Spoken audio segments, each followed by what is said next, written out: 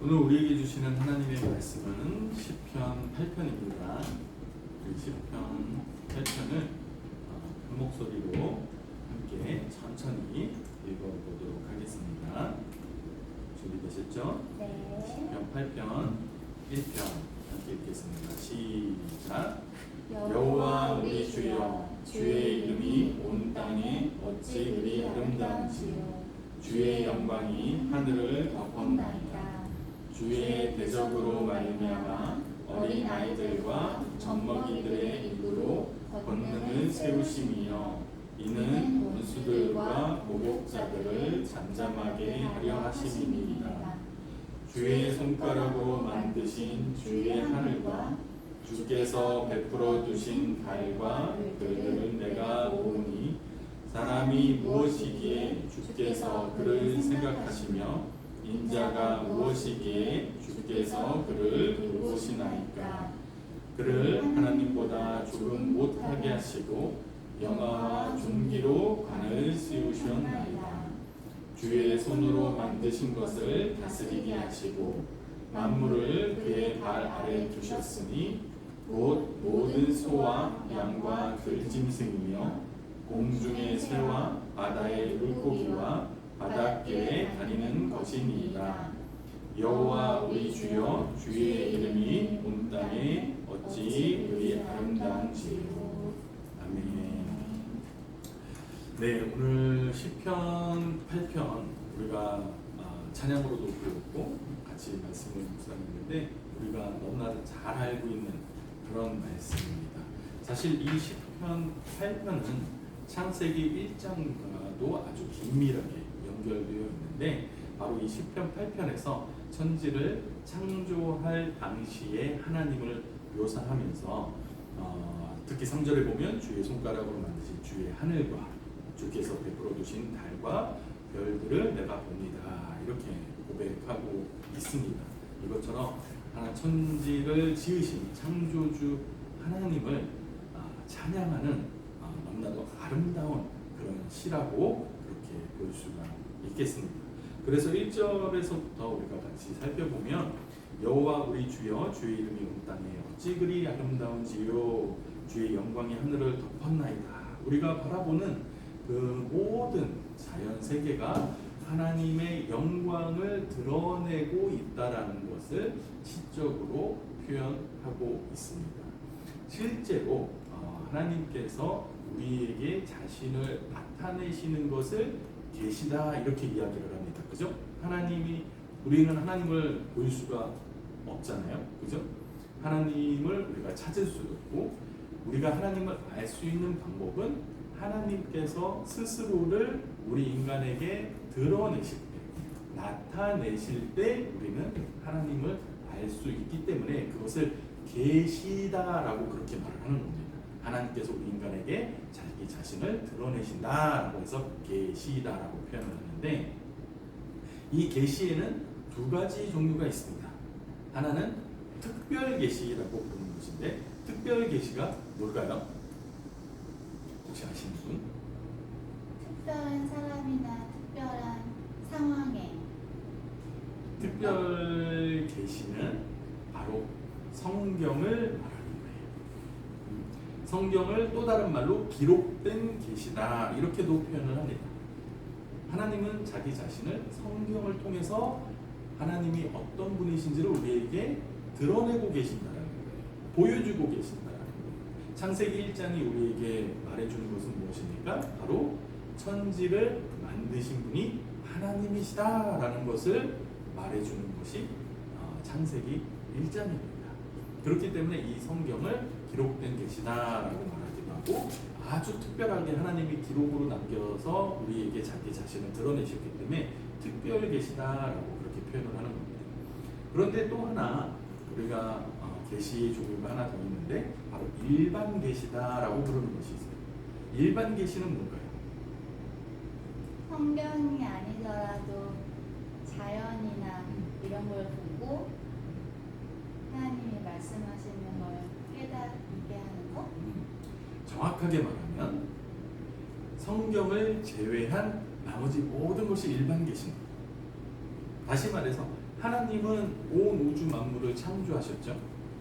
온 우주 만물을 창조하셨기 때문에 하나님이 만드신 모든 피조물 속에 하나님의 모습이 담겨져 있는 거예요.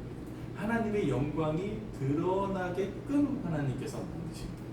그렇기 때문에 성경 특별 계시라고 말하는 성경을 제외한 나머지 모든 것, 하나님이 창조하신 모든 것들을 통해서 우리는 하나님을 알 수 있다. 하나님이 스스로를 나타내셨다. 하나님의 영광이 드러나고 있다라고 해서 그것을 일반 계시다라고 말합니다. 오늘 성경에서 말하는 주의 영광이 하늘을 덮었나이다. 하나님께서 손가락으로 만드신 하늘과 달과 별들 속에서 하나님의 영광이 드러나고 있습니다라고 말하는 것은 바로 일반 계시를 뜻하고 있다고 생각을 하면 되겠습니다. 그런데 우리가 일반 계시, 즉 하나님의 영광이 드러나고 하나님의 모습이 드러나도록 창조된 모든 피조물들을 통해서 우리가 하나님을 발견할 수 없는 이유는 무엇일까요? 죄. 그렇죠. 바로 죄 때문에. 우리 인간을 통해서도 사실은 하나님이 스스로를 드러내시죠. 왜 그래요? 우리 인간은 어떻게 창조되었어요? 하나님 형상. 그렇죠. 하나님의 형상대로 지음을 받았어요. 그 말은 하나님의 모습을 반영하도록 하나님의 영광이 드러나도록 지음을 받았다는 거예요. 그런데 인간에게서 하나님의 영광이 드러나고 있지 않죠. 하나님의 모습이 반영되고 있지 않아요. 인류의 역사 속에서 전쟁이 끊이지 않고 시기와 질투와 다툼이 끊이지 않고 서로를 미워하고 헐뜯는 그런 일들이 끊이지 않고 끊임없이 하나님을 부인하고 부정하는 일들을 인간들은 계속해서 하고 있어요. 바로 그 모든 것의 원인이 죄에 있다. 그렇기 때문에 죄로 인해서 우리의 눈이 어두워지고 하나님의 영광이 가려져서 우리는 더 이상 일반 계시를 통해서 하나님을 발견하기 어려운 존재가 된 거예요. 그럼에도 불구하고 하나님께서 우리 마음에 오셔서 우리 안에 내주하시면 우리는 어떻게 돼요? 우리 안에 계신 성령 하나님을 통해서 하나님을 발견하게 됩니다. 하나님이 만드신 천하 만물을 통해서 하나님이 지으신 모든 것들을 통해서 하나님의 아름다우심, 하나님의 영광을 발견하게 되는 겁니다. 자, 그래서 2절에 보면 주의 대적으로 말미암아 어린아이들과 젖먹이들의 입으로 권능을 세우시며 두 가지를 지금 다윗은 대조하고 있는데 주의 대적이 뭐예요? 죄. 주의 대적, 즉 하나님의 반대편에 서 있는 사람, 사탄, 그리고 사람들. 하나님의 반대편에 서 있다는 것은 무슨 뜻이에요? 하나님을 인정하지 않는 거죠. 하나님을 인정하지 않고 하나님을 거부하는 사람들 혹은 사탄, 하나님을 창조주로서 인정하지 않는 그 모든 것들이 주의 대적이에요. 그런데 어린아이들과 젖먹이들의 입, 어린아이들과 젖먹이는 아주 약하고 작은 존재들이죠. 스스로는 아무것도 할 수 없는 존재들이죠. 그러나 하나님께서는 주의 대적들 앞에서 이 어린아이들과 젖먹이들의 입으로 권능을 세우신다. 즉 하나님은 아무것도 할 수 없는 존재인 어린아이들과 젖먹이들을 통해서 하나님의 영광을 드러내시는 분들이고 이 사람들로 원수들과 보복자들을 잠잠하게 하실 것이다. 즉 다윗은 평생 동안 물론 왕이 된 이후에 평안한 시기를 살았던 적도 있지만 왕이 되기까지 수많은 위험과 고통과 고난 속에서 생명의 위협을 받으면서 쫓겨다녔던 사람, 그죠? 즉 자기의 생명을 지키는 것조차도 버거웠던 그 시절을 살던 다윗이 바로 그렇게 연약하고 보잘것없는 자기 자신을 통해서 하나님은 당신의 영광을 드러내실 것입니다라고 고백하고 있는 것입니다. 그러면서 주의 손가락으로 만드신 주의 하늘과 주께서 베풀어 두신 달과 별들을 내가 보니 4절에 사람이 무엇이기에 주께서 그를 생각하시며 인자가 무엇이기에 주께서 그를 돌보시나이까. 다는 어린아이와 같은 젖먹이와 같은 정말 보잘것없고 스스로는 아무것도 할 수 없는 스스로는 내 생명을 지킬 수도 없는 여러분 젖먹이 아기들은 어떻게 해야 살 수 있어요? 엄마가 그쵸 젖을 물려줘야만 엄마의 젖을 먹고 살 수 있어요. 만약에 엄마가 젖을 주지 않으면 어린아이는 어떻게 될까요? 울다가 죽을 수밖에 없겠죠. 스스로는 자기의 생명을 유지할 수조차도 없는 그런 존재인 나, 그렇게 나약한 나, 도대체 사람이 무엇이간데 주께서 그를 생각하시며 인자가 무엇이기에 주께서 그를 돌보시나이까.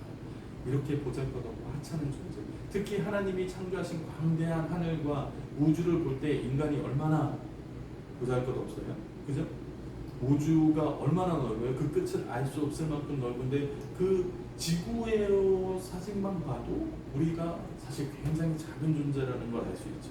그런데 우주까지 생각하면 정말 그 끝을 알 수 없는 광대한 우주 속에서 정말 보잘것없는 우리 인간인데 그 인간을 하나님께서 사랑하시고 살피신다는 고백을 그렇게 의문문으로 표현을 하고 있는 것입니다.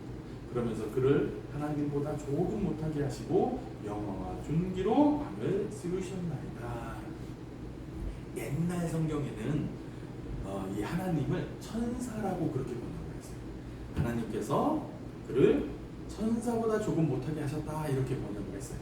그런데 원래 히브리어는 하나님을 뜻하는 엘로힘이라는 단어예요.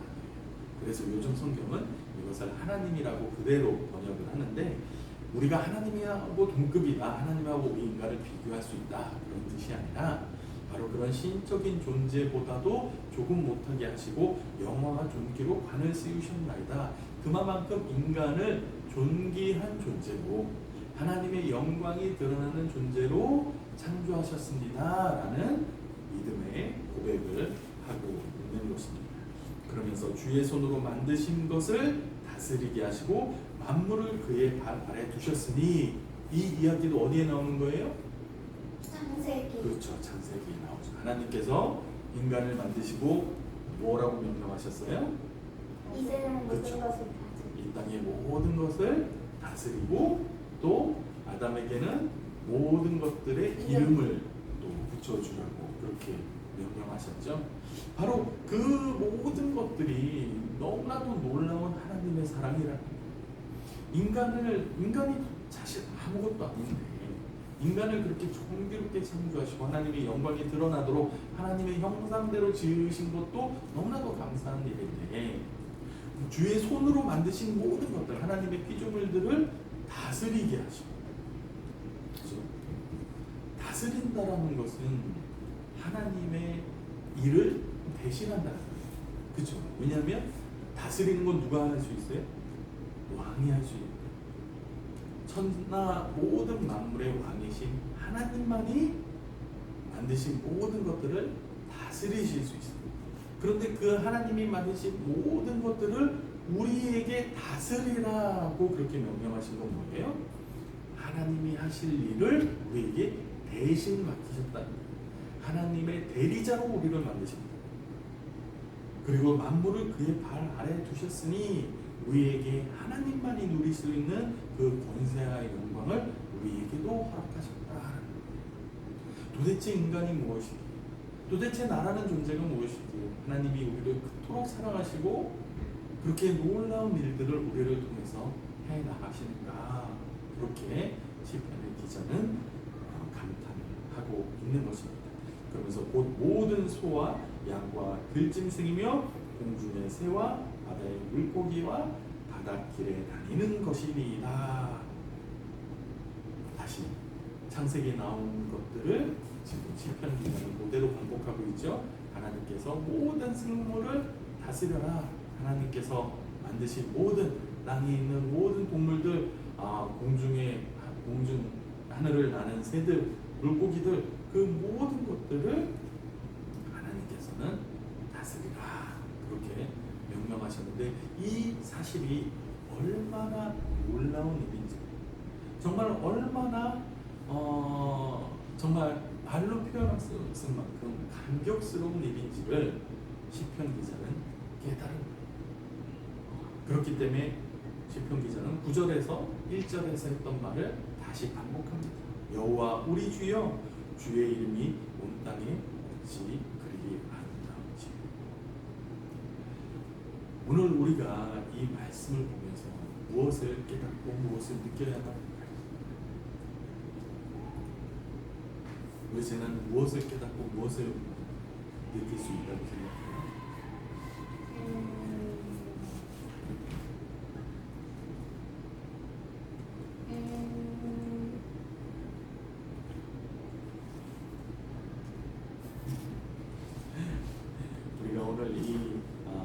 시편 8편의 말씀을 보면서 과연 우리 안에 이 시편 기자와 같은 하나님과 하나님이 만드신 모든 피조물들에 대한 감격과 감사가 있는지. 아까 우리가 뭐라고 말했습니까? 주의 대적이 누구라고요? 하나님의 반대편에 서 있는 사람. 창조주이신 하나님을 인정하지 않는 사람. 하나님을 의지하지 않고 하나님께 도우심을 구하지도 않고 나 혼자서도 스스로 살 수 있다고 주장하고 내가 스스로 왕이 되려고 하는 사람들이 주의 대적이라고 했습니다.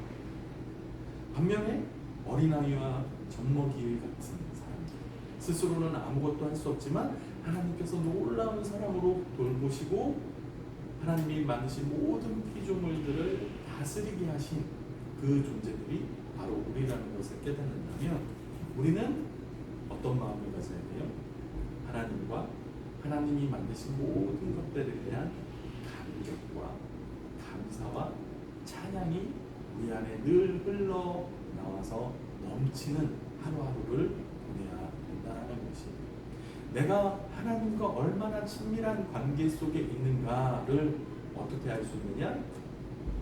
우리가 자연을 바라보면서 오늘 시편 기자처럼 밤의 하늘과 달들과 별들을 보면서도 하나님의 위대하심과 나를 돌보시고 사랑하시는 하나님의 사랑을 느낄 수 있는가?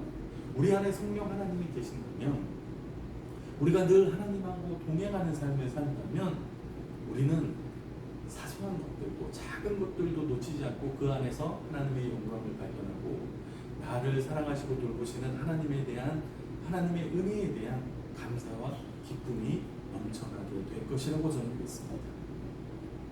내 자신을 잘 살펴서 만약에 그런 기쁨과 감격이 내 안에 없다면 그런 감사가 내 안에 흘러넘치지 않는다면 내가 정말로 하나님을 사랑하고 있는가, 내가 하나님하고 올바른 관계 속에 있는가를 점검해 볼 수 있는 우리가 되어야 하겠습니다.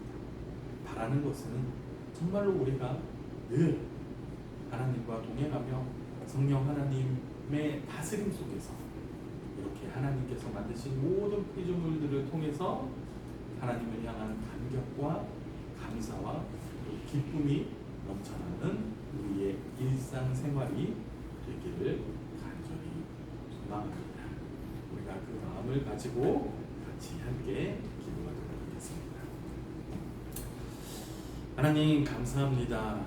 오늘도 이렇게 하나님 앞에 저희 가족이 또 라운드 테이블 처치로 함께 모여서 예배할 수 있게 하심을 감사를 드립니다.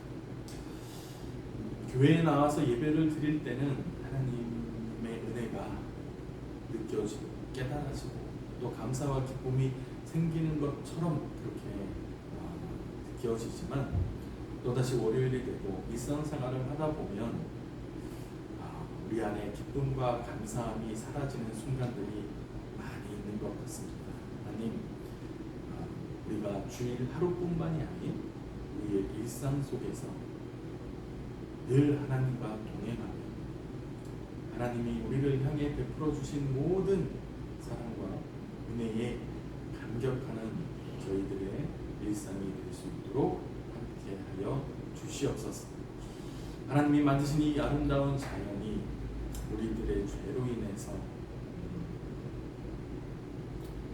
원래의 창조의 모습을 잃어버리고 우리 인간을 힘들게 하는 그러한 일들이 일어나고 있습니다. 너무나 많은 비가 와서 지금도 많은 사람들이 고통 중에 있고 또 사랑하는 가족을 잃어버린 마음 아픈 사연들이 계속해서 들려오고 있습니다. 하나님, 우리를 불쌍히 여겨 주시옵소서. 우리를 긍휼히 여겨 주시옵소서. 하나님께서 만드신 이 자연 속에서 정말 우리가 힘들고 아파하고 고통스럽게 살아가는 것이 아니라 하나님의 영광을 바라보며 하나님의 아름다운 사랑을 느끼며 감사하며 기쁨과 정말 웃음이 끊이지 않는 그러한 날들이 하루속히 올 수 있도록 하나님 은혜 내려 주시옵소서. 하루빨리 비로부터의 모든 피해에서 회복될 수 있게 하시고 일상이 회복되게 하시고 아픔이 위로받을 수 있도록 하나님 인도하시고 함께하여 주시기를 간절히 소원합니다. 이 모든 말씀을 살아계신 예수 그리스도 이름으로 간절히 기도합니다. 아멘. 감사합니다. 감사합니다. 기쁜 마음으로 감사한 마음으로 생활하시기를 바라겠습니다. 안녕.